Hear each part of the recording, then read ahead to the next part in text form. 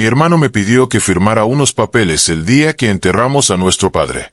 Dijo que era solo un trámite, que confiara en él. Yo firmé sin leer. Lo que no sabía es que ese día también estaba firmando mi propia ruina. El funeral todavía no terminaba cuando él me llevó aparte. Tenía los ojos rojos y la voz quebrada. Me dijo que papá siempre había confiado en él para manejar las cosas, que yo no tenía cabeza para trámites en ese momento, que solo quería evitarme problemas. Yo estaba destrozado.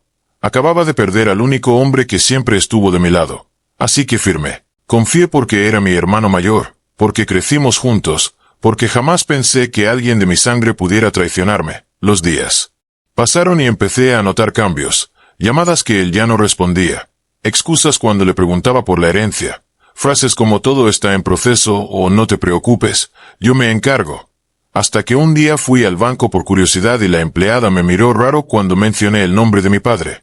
Me dijo que yo ya no figuraba en ningún registro, que todo estaba a nombre de otra persona. Salí de ahí con las manos temblando. Llamé a mi hermano y no contestó. Esa noche revisé los papeles que había firmado y entendí demasiado tarde que no eran simples trámites. Eran documentos que le daban control total de todo. La casa, las cuentas, incluso decisiones que nunca imaginé ceder. Empecé a recordar detalles que antes ignoré, como insistió en que firmara rápido, como no me dejó leer, como dijo que confiara. Y mientras más pensaba, más claro veía que nada había sido improvisado. Esa traición no nació el día del funeral, venía planeándose desde mucho antes, y ahora yo estaba atrapado, sin dinero, sin respaldo y con la dolorosa certeza de que el golpe más fuerte no me lo dio la vida, me lo dio mi propio hermano. Y mientras lo llamaba una y otra vez sin respuesta, una sola pregunta empezó a perseguirme. ¿Hasta dónde es capaz de llegar alguien cuando cree que ya ganó todo? Esa misma noche fui a su casa decidido a enfrentarlo, pero nadie abrió la puerta. Los vecinos me dijeron que no lo veían desde hacía días, como si hubiera desaparecido justo después del funeral. Empecé a revisar mensajes antiguos y encontré conversaciones donde él hablaba con abogados y contadores semanas antes de que nuestro padre muriera, usando frases como, cuando todo esté a mi nombre, y él no hará preguntas. Sentí un nudo en el estómago al darme cuenta de que me conocía demasiado bien.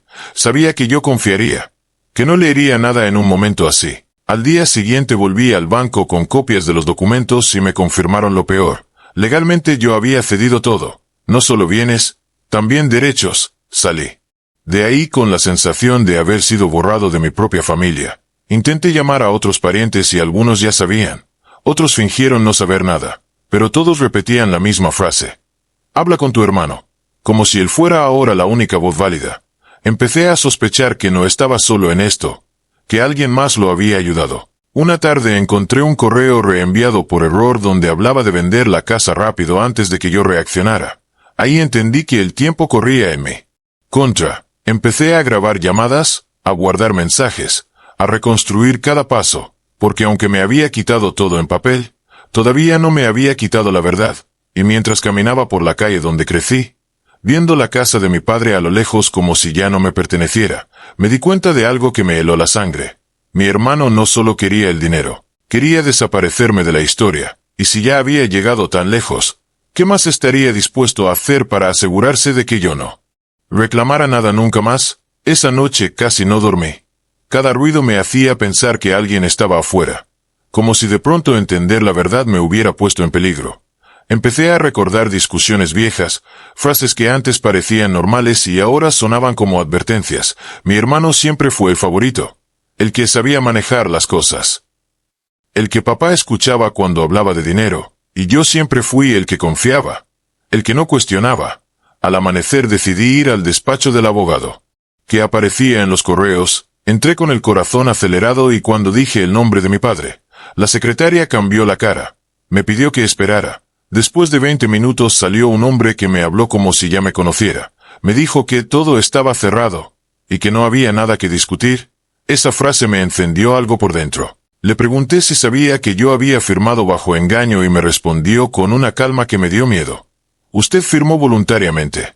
Entendí que no solo era una traición familiar, era un sistema entero cubriéndolo. Al salir sentí que alguien me observaba. Un auto oscuro estaba estacionado desde antes. Cuando caminé se movió. Cuando me detuve también, no supe si era paranoia o advertencia, pero por primera vez pensé que reclamar lo que era mío podía costarme algo más que dinero. Esa misma tarde un vecino de la casa de mi padre me llamó en secreto. Me dijo que había visto a mi hermano entrar con un hombre desconocido y sacar cajas de documentos y fotos familiares, cosas que no tenían valor económico pero sí historia.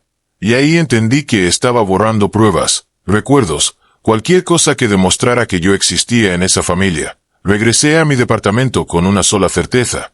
Si seguía esperando, lo perdería todo para siempre. Y mientras revisaba una vieja caja que había guardado mi padre, encontré algo que me hizo contener la respiración, un sobre cerrado con mi nombre escrito a mano, que nunca había visto antes, y supe que antes de firmar cualquier papel, mi padre había querido decirme algo que podía cambiarlo todo. Abrí el sobre con manos temblorosas como si estuviera profanando algo sagrado. Dentro había una carta escrita por mi padre semanas antes de morir y varias copias de documentos que yo nunca había visto. En la carta decía que desconfiaba de mi hermano, que había descubierto movimientos raros en las cuentas y que temía que, si algo le pasaba, yo sería el primero en salir perjudicado por ser el que siempre confía. Esas palabras me atravesaron el pecho porque eran verdad. También explicaba que había dejado instrucciones para protegerme, pero que no podía enfrentarlo directamente sin provocar una guerra familiar. Así que había escondido pruebas y había cambiado beneficiarios en secreto en algunos fondos. Entendí entonces por qué mi hermano tenía tanta prisa el día del funeral. No estaba actuando por dolor. Estaba corriendo contra el tiempo. Pasé horas leyendo cada papel hasta que encontré algo clave. Una cláusula que invalidaba los documentos que yo firmé si se demostraba engaño intencional y manipulación emocional. Pero probar eso significaba enfrentar no solo a mi hermano sino a todos los que lo estaban ayudando. Esa noche recibí un mensaje de un número desconocido que solo decía «deja las cosas como están». No había firma, pero no hacía falta. El miedo ya estaba sembrado. Empecé a notar cosas extrañas, llamadas silenciosas, alguien tocando mi puerta y yéndose. La sensación constante de que me seguían, y aún así, por primera vez desde la muerte de mi padre, sentí algo distinto al miedo. Rabia, porque entendí que mi hermano no solo me robó bienes, me robó el duelo. Me robó la confianza. Me robó la versión de familia que creí tener, y mientras guardaba las pruebas en distintos lugares para que no pudieran desaparecer todas a la vez, tomé una decisión que sabía que cambiaría todo. No iba a enfrentarlo de frente todavía. Iba a dejar que creyera que había ganado, porque a veces la única forma de descubrir toda la verdad es dejar que el traidor se confíe. Y en ese silencio tenso, mientras miraba la foto de mi padre, supe que la verdadera pelea apenas estaba comenzando. Durante las semanas siguientes fingí normalidad, dejé de llamarlo, dejé de preguntar. Incluso le envié un mensaje corto diciéndole que entendía que él se hiciera cargo de todo. Sabía que esas palabras eran justo lo que necesitaba leer para bajar la guardia. Mientras tanto, empecé a moverme en silencio. Hablé con un abogado recomendado por un viejo amigo de mi padre, alguien que no aparecía en ningún correo ni documento. Cuando le mostré la carta y las pruebas, su expresión cambió por completo. Me dijo que mi padre había sido más inteligente de lo que yo imaginaba, que había dejado hilos sueltos a propósito. Pero también fue claro conmigo. Si avanzábamos mal, podía perderlo todo definitivamente, incluso meterme en problemas legales serios. Esa advertencia me hizo entender que no estaba jugando solo contra mi hermano, sino contra una red que llevaba tiempo preparada. Esa misma noche recibí otro mensaje anónimo, esta vez más directo. No remuevas el pasado. Sentí un frío recorrerme la espalda porque nadie más debía saber que yo había encontrado esa carta. Alguien me estaba observando muy de cerca.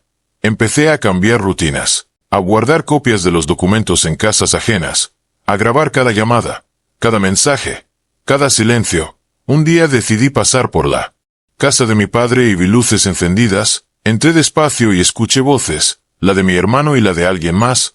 Hablaban de vender rápido, de cerrar todo antes de que él reaccione. Supe que ese él era yo. Me alejé sin hacer ruido con el corazón golpeándome el pecho. Entendí que ya no se trataba solo de recuperar lo que era mío. Se trataba de protegerme. Porque cuando alguien está dispuesto a borrar tu nombre de su historia, nunca sabes hasta dónde puede llegar para asegurarse de que nunca lo reclames. Y mientras caminaba de regreso, con el teléfono apretado en la mano y la carta de mi padre escondida bajo la ropa, tuve una certeza que me dejó sin aire. Mi hermano no pensaba detenerse, y yo ya no podía dar un solo paso en falso. Esa noche entendí que no todo se trata de ganar o perder dinero, sino de elegir quién decides ser cuando descubres la verdad. Podría haber seguido en silencio, dejar que mi hermano se quedara con todo y cargar para siempre con la traición, pero también entendí que honrar a mi padre no era solo respetar su memoria, sino no permitir que su legado se construyera sobre mentiras.